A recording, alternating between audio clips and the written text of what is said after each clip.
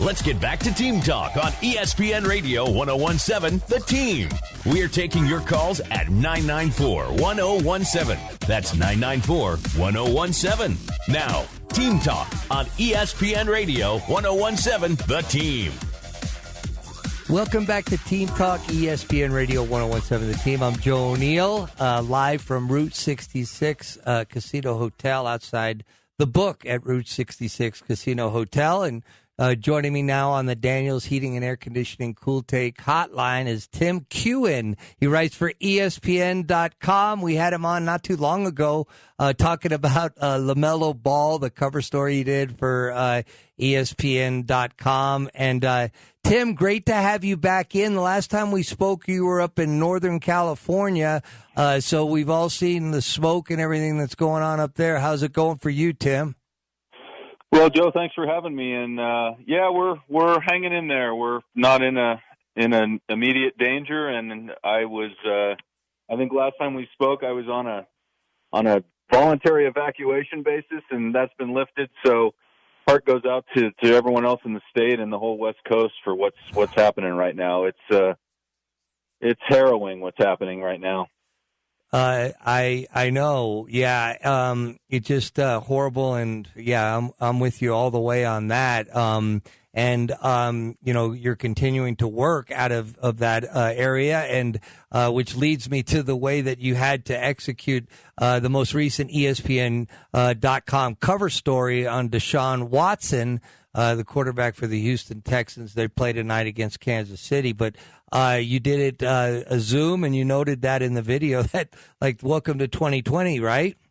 Yeah, exactly. And we've been, ESPN's been very dutiful about taking care of us and making sure we don't get on planes and when we don't have to. And it was just fortunate that Deshaun was able to make that work with us. And we were able to put together both a video and a written piece with what we had to work with. So yeah, I was grateful for his generosity and also being able to work with us on that. So right.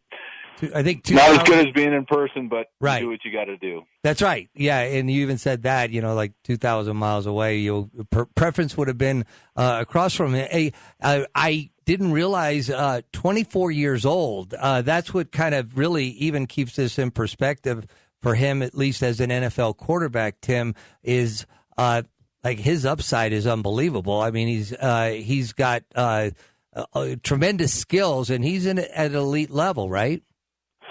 No, he definitely is, and I just happened to run across some statistics today that were comparing Deshaun Watson and Patrick Mahomes, who obviously were in the same draft class and are the same age. Those two guys, there's not a whole lot separating them in terms of what they've accomplished. Mm-hmm. Mahomes is obviously got a Super Bowl win and an MVP, but Watson's not far behind, and he has done a lot with less or fewer weapons, So I think that, I think football is in pretty good hands with those two guys going forward, and it'll be fun to watch them on the same field again tonight. And really with Deshaun, and we'll get to the cover story for sure here in a second with Tim Keown with ESPN.com. He wrote a cover story on Deshaun Watson. The thing I was going to say was his dominance even started back at Clemson too. I mean, this guy, for again 24 years old. I mean, you mentioned just the statistical stuff in the NFL, but I mean, mind-boggling at Clemson too.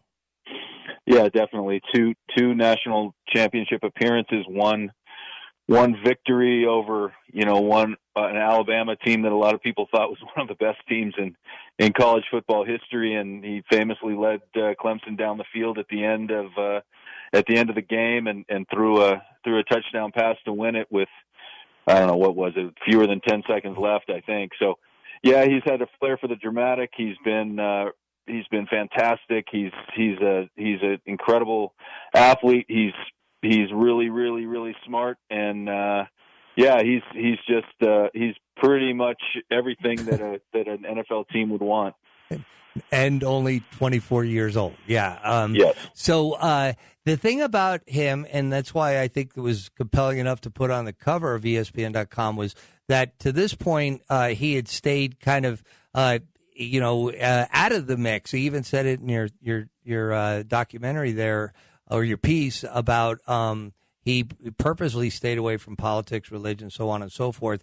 That hasn't been the case as of late, and that was well documented in your pieces.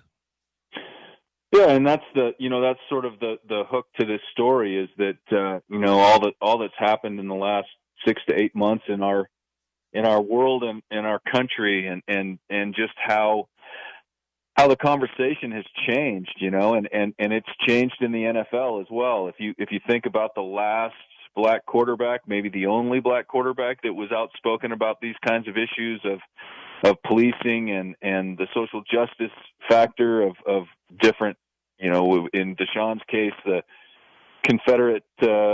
Confederacy and slavery, and the name of John Calhoun on the honors college at Clemson that he got together with DeAndre Hopkins and helped to take down, that conversation has changed so much in the last 6 to 8 months, and Deshaun kind of felt like he couldn't stay on the sidelines any longer, and he risked a little bit, being a black quarterback and knowing what happened to Colin Kaepernick, but he marched with George Floyd's family through the streets of Houston. He, as I said, got together with DeAndre Hopkins and a lot of other people to take down the name of a man who was a vice president of the United States and also famously said that slavery was good for black people. So, Deshaun said every time he had a class in that building, he would walk in and it would feel funny. It just didn't feel right. And, the old Deshaun, kept that to himself, and now I think with a groundswell of support of not only the society at large, but also NFL players and NFL, the corner that has been turned, I think that he feels confident that his voice needs to be heard and can make a difference. Well, how things have kind of evolved. There'll be 10 starting quarterbacks, black quarterbacks this weekend for the opening season in the NFL. Tim, speaking of the games and the fact that they're here, going back a month and a half, 2 months, would you have thought, hey, the NFL is somehow going to be able to make this happen, or what camp were you in? Well, I was skeptical. Joe, and I think that a lot of people were, and it felt like the NBA's model of the bubble felt like the only way to do this, especially when, baseball started having some problems. And, I think, baseball is kind of managed, and I think that the NFL through training camp has done an incredible job. I think, I don't know, but it feels like the test is going to come now, right? When these guys get on planes and they go to different cities and they travel around, that's going to be the test. But, there's a lot riding on this, and these guys want to get paid. They're responsible adults, and they seem to be handling it in a way that so far so good. So yeah, I mean, it's going to be weird to watch games with, empty stadiums this weekend, but yeah, I guess we all need the diversion, and hopefully it'll go forward without any major problems. Yeah, and from just an X's and O's standpoint, as the season starts, I always like any hunches on teams that are going to maybe surprise some people this season, Tim? Joe, I am the worst prognosticator, and that's probably. No, I'm probably the worst. So you're right behind me, though. Okay. I know where you're sitting right now, so you'd probably be better off just canvassing the room, But I think that that's a good one. We like that here at Route 66. But go ahead. But no, I just it's probably why I write long form features, is so that nobody asks me who I think's going to win. But no, I think that. It's hard to bet against Kansas City, right? I think they're a really good team. I think the Titans, I think they've improved themselves, and I I'm fascinated to see what happens in New England. I mean, I'm not making any predictions on that front, but I'm just fascinated to see with Cam Newton, because that marriage seems to be going very well right now, and I think it would be, I don't know if it would be hilarious, but maybe it would be hilarious if they went ahead and won the Super Bowl with Cam Newton the year after Brady leaves. Right, and with kind of Cam Newton stumbling out of Carolina. You know what I mean? Yeah, kind of being stumbled with a hand on his back pushing him, right? Yeah. No, you're right. Hey, as interesting as Brady in Tampa, keep an eye on the interest level of Cam in New England as well. Hey, Tim, I again, encourage people to go to ESPN.com, read the cover story you did on Deshaun Watson, and we look forward to chatting with you again, and stay safe up there and all those people up there in Northern California. We'll talk to you back in Albuquerque sometime soon, Tim.